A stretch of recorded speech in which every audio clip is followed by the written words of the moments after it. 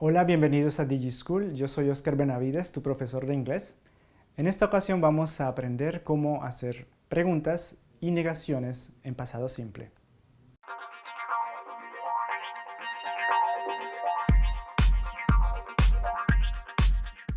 Para hacer preguntas y también para hacer negaciones en inglés en pasado simple, necesitamos un auxiliar. Este auxiliar es did. No existe un equivalente en español. Miremos algunos ejemplos. ¿Viste la nueva película de Tarantino ayer? Entonces la pregunta, utilizando el auxiliar, quedaría de esta forma.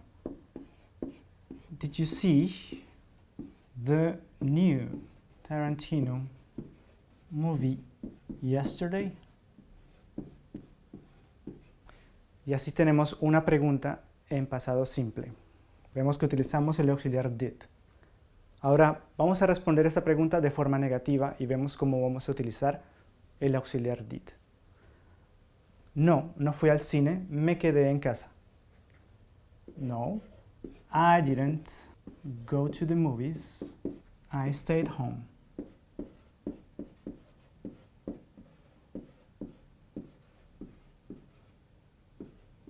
Y así tenemos una negación en pasado simple. Para hacer preguntas y negaciones en pasado simple, utilizamos el auxiliar did. Veamos la estructura de la pregunta. Primero, debemos poner el auxiliar did al principio de la pregunta, seguido por un sujeto, puede ser el nombre de una persona o un pronombre personal. Y luego el verbo que vamos a preguntar y un complemento. Hagamos una frase con este ejemplo. You to call your father. La pregunta sería, ¿llamaste a tu padre? Y en inglés, utilizamos el auxiliar did. You call your father.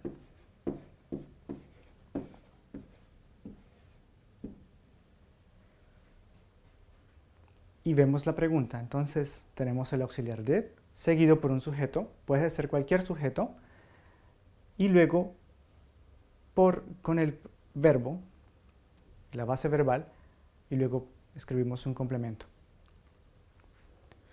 Ahora veamos cómo hacer la forma negativa. Brittany not go to the party last night. Vamos a hacer una pregunta con estas palabras, una negación con estas palabras. La negación sería, Brittany did not go to the party last night. O sea, Brittany no fue a la fiesta anoche. Veamos cómo queda en negación. Brittany did not go to the party last night.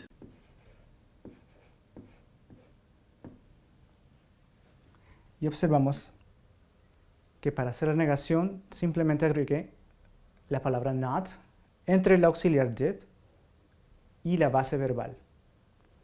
Y de esta forma podemos hacer las oraciones negativas en inglés en pasado simple. Ahora con el verbo to be es mucho más sencillo. Recordamos que solo hay dos formas en inglés, was y were. Para hacer una pregunta, basta con poner primero el verbo to be que corresponde al sujeto.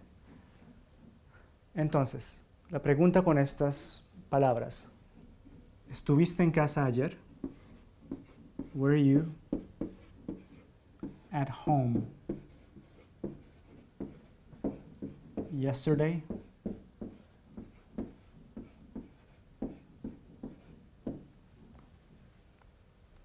Y tenemos nuestra pregunta. Simplemente colocamos el verbo to be al principio de la oración. Ahora, para hacer una negación con el verbo to be es igual de sencillo. Quiero hacer una negación con estas palabras. She not be ready this morning. Podemos suponer que tiene que decir, ella no estaba lista esta mañana. She was not ready this morning. Y de esta forma tenemos nuestra negación en pasado con el verbo to be.